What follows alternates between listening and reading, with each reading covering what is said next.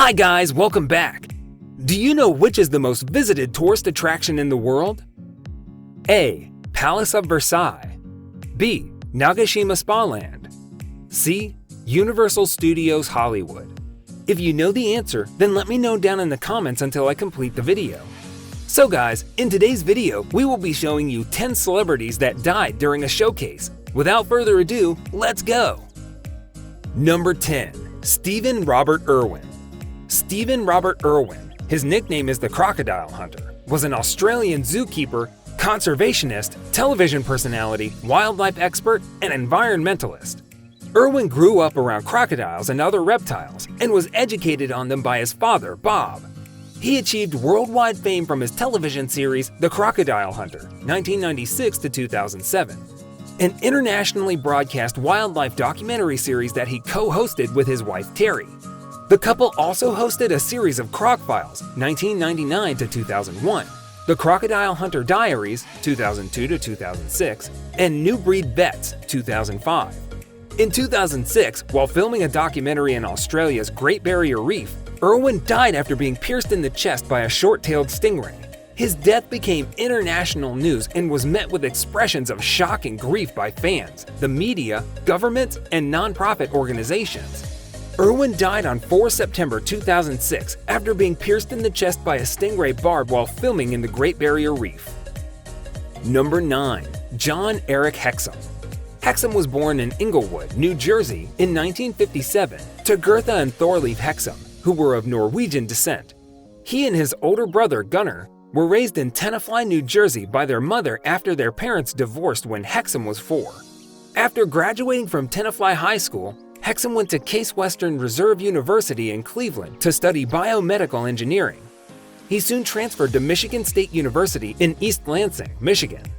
During that time, he worked as a radio disc jockey, played on the 1978 Michigan State Spartan football team, and acted in minor stage roles. A few days after graduation, he moved to New York in 1980 to pursue his acting career.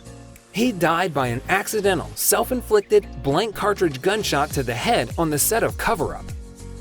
Number 8. Karl Wallenda. The Great Wallendas were noted throughout Europe for their 4-man pyramid and cycling on the high wire. The act moved to the United States in 1928, performing as freelancers. In 1947, they developed the unequaled 3-tiered 7-man pyramid. Karl Wallenda had the idea since 1938, but it took until 1946 when he and his brother Herman developed it and had the right acrobats for it. The Great Wallendas, a 1978 made-for-TV movie starring Karl Wallenda, depicts the act's comeback after the fatal accident involving several family members during a performance. Wallenda was killed in a high-wire accident just 38 days after it was first broadcast. Karl died in a fall from a wind-whipped wire stretched 123 feet, 37 meters, above the pavement, between 2 hotels in San Juan. Number 7.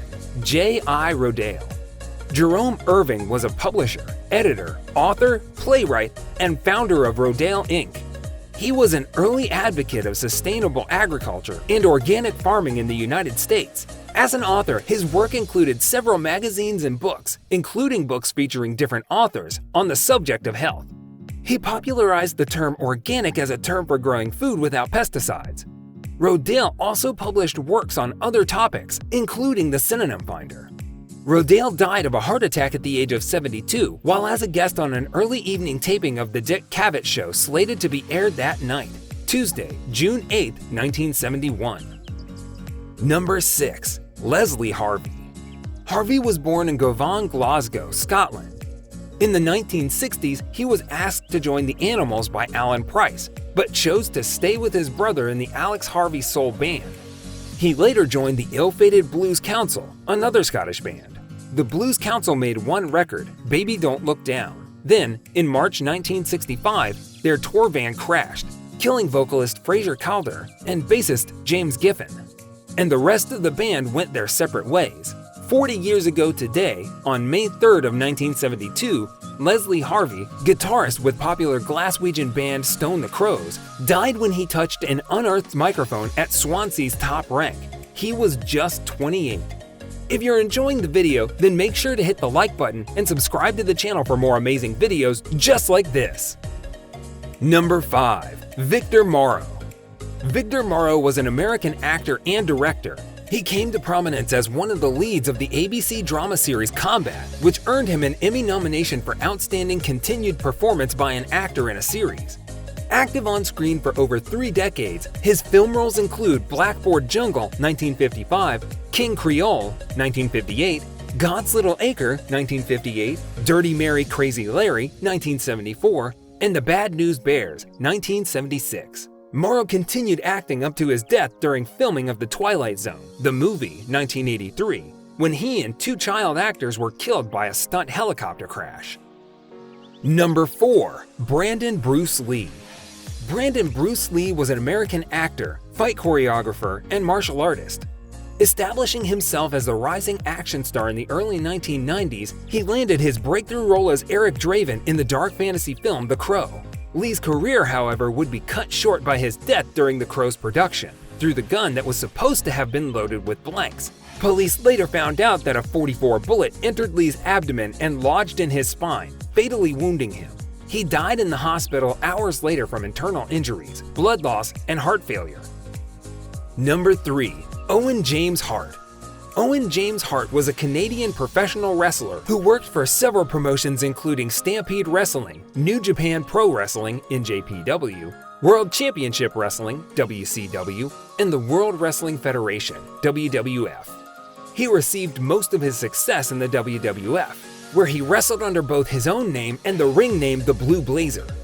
A member of the Hart wrestling family, he was born in Calgary, Alberta, the youngest of 12 children of Stampede Wrestling promoters Stu and Helen Hart.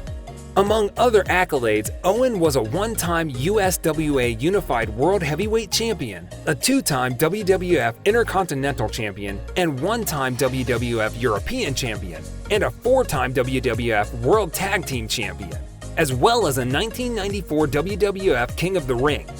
Hart died on May 23, 1999, due to injuries following an equipment malfunction and fall from the Raptors of Kemper Arena in Kansas City, Missouri, United States, during his ring entrance in the WWF Over the Edge pay-per-view event.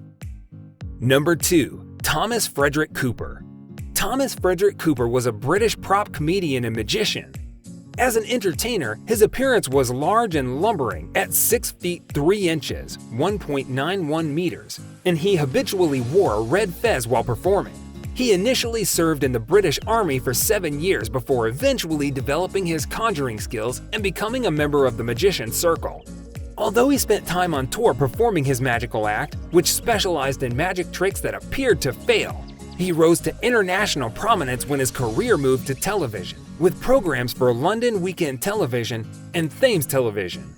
On 15 April 1984, Cooper collapsed from a heart attack in front of millions of television viewers midway through his act on the London Weekend Television variety show Live with Her Majesties, transmitted live from Her Majesty's Theatre in Westminster, London. Number 1. Darrell Lance. Darrell Lance Abbott, best known by his stage name Dimebag Darrell, was an American musician. He was the guitarist of the heavy metal band Pantera and Damageplan, both of which he co-founded alongside his brother Vinnie Paul. Abbott sustained multiple gunshots to the head and was pronounced dead at the scene. Damageplan's head of security, Jeffrey Mayhem Thompson, tackled Gale and was fatally shot in the ensuing struggle. So guys, let me know down in the comment section below, do you know any other celebrities that died during Showcase? And the answer to the question that I asked at the beginning of the video is Nagashima Spa Land. For more interesting content, give this video a thumbs up and don't forget to subscribe to the channel for more awesome content. Have a nice day, and I will see you in the next video.